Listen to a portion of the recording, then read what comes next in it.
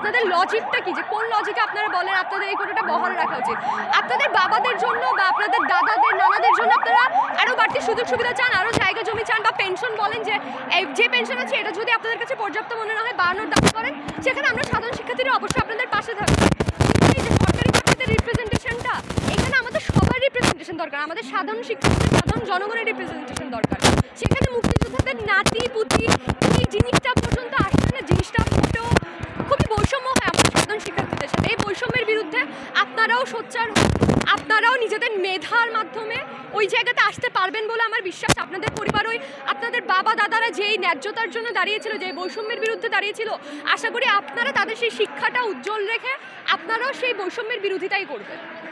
আমরা চাচ্ছি আমাদের এক দফা এক দাবি, এই দাবিটা মেনে নেওয়া হোক, আমাদেরকে কর্মসংস্থানের এই নিশ্চয়তাটা দেওয়া হোক, সরকারি চাকরিতে আমাদের রিপ্রেজেন্টেশনটা যে পরিমাণে হওয়া উচিত সেই উচিত কাজটুকুই হোক। এখানে হচ্ছে মুক্তিযোদ্ধার ফ্যামিলি, তাদের সন্তান এবং তাদের পুরো পরিবারের প্রতি তাদের ওই স্যাক্রিফাইসের প্রতি সম্মান দেখিয়েই বলছি যে তাদের একটা অংশ কিন্তু আমাদের সাপোর্টে আছে, কিন্তু যেই অংশটা আমাদের সাপোর্টে নেই তাদের উদ্দেশ্যে বলতে চাই, আপনারাই বলেন এই জিনিসটা আসলে কিভাবে যৌক্তিক হয়। মানে আপনাদের বাবারা যদি এই কোটাটা চাইতো যখন 1973 বা সম্ভবত সেই সময়টাতে যখন প্রথম কোটা প্রথা চালু হয় মুক্তিযোদ্ধাদের জন্য 82% কোটা ছিল, ওইটার বিপক্ষে কিন্তু কখনো ছাত্র সমাজ বলে নাই।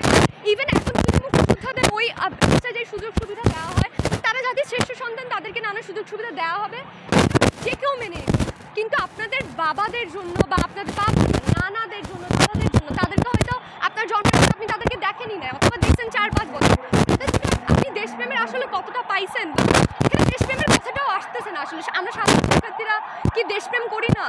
আমি আসলে বুঝি না। আমাদের ন্যায্য দাবি যদি মেনে নেওয়া না হয়, তাহলে যেহেতু গতকাল আমাদের কর্মসূচি কিন্তু শুধু বিকাল থেকে ছিল, আজকে আবার সারা সকাল থেকে সারা দিনব্যাপী কর্মসূচি, সারাদিনব্যাপী কর্মসূচি ছিল না। গতকাল পর্যন্ত পুরো ঢাকা কিংবা সারা দেশে এত পরিমাণে অবরোধ ছিল না। আজকের এই অবরোধ কর্মসূচি গতকালের চেয়ে অনেক বেশি বেগবান এবং অনেক সারা দেশেই ছড়িয়ে আছে, যেটা রেল সহ সবগুলো আজকে যতটা কঠোর হয়েছে গতকাল কিন্তু এমন ছিল না। এখান থেকে আমরা বুঝতে পারি যে যতদিন পর্যন্ত না আমাদের ন্যায্য দাবি মেনে নেবে, ততদিন পর্যন্ত আমাদের আন্দোলন কঠোর থেকে কঠোরতর হতে থাকবে। আমাদের দাবিটা কাদের গাফিলতির কারণে বা কাদের অলসতার কারণে কিংবা চিন্তাহীনতার কারণে বাস্তবায়ন হচ্ছে না সেটা আমি জানি না, আমি নির্দিষ্ট করে কাউকে নিশ্চয়ই দোষ দিতে পারবো না, কিন্তু আমাদের প্রশাসনের কাছে একটাই আর্জি যে তারা যেন আমাদের দফাগুলো ভালো মতো বিবেচনা করে এবং যথেষ্ট সময় দিয়ে এবং সুষ্ঠু সিদ্ধান্ত দিয়ে পার্মানেন্টলি একটা সলিউশন দেয়। গেলে মুক্তিযুদ্ধ তো একটা গণযুদ্ধ ছিল। গণযুদ্ধে ধরেন আমার দাদা নানা হয়তো মানে গুলি বা বারুদ নিয়ে হয়তো সে যুদ্ধের মাঠে নামে নেয়, কিন্তু গণযুদ্ধ যখন ছিল, গণযুদ্ধে কি হয়, প্রত্যেকটা সাধারণ মানুষ পার্টিসিপেট করে।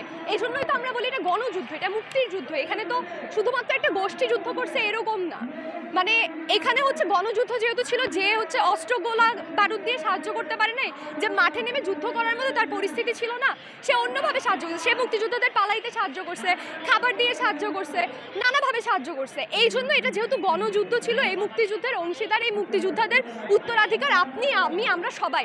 সে আমার আপন পিতা বা সে আমার আপন দাদা নানা না হইতে পারে, কিন্তু তারপর আমরা তাদের ডিসেন্ডেন্ট, আমরা তাদের উত্তরাধিকার। মানে আপনি মুক্তিযোদ্ধার সন্তান, আমি মুক্তিযোদ্ধার সন্তান না দেখে, বা আমার বাবা তখন জন্মায়নি, আমার বাবা তখন জন্মায়নি, সেই জন্য আমি মুক্তিযুদ্ধকে কম মন করি না। মুক্তিযুদ্ধ আমার উত্তরাধিকার কম না। দেশবাসীর একটা বিশাল অংশ আমাদের প্রতি সমর্থন দিচ্ছে, সেটার জন্য আমরা খুবই কৃতজ্ঞ, কিন্তু জনমানুষের কিছুটা ভোগান্তি হয়, এই ধরনের অবরোধ মিছিল এগুলোতে কিছুটা ভোগান্তি হয়, সেটার জন্য আমরা খুবই আন্তরিকভাবে দুঃখিত, এবং যারা আমাদের এই ন্যায্য দাবির সাথে আছে আমরা তাদের প্রতি অশেষ কৃতজ্ঞতা।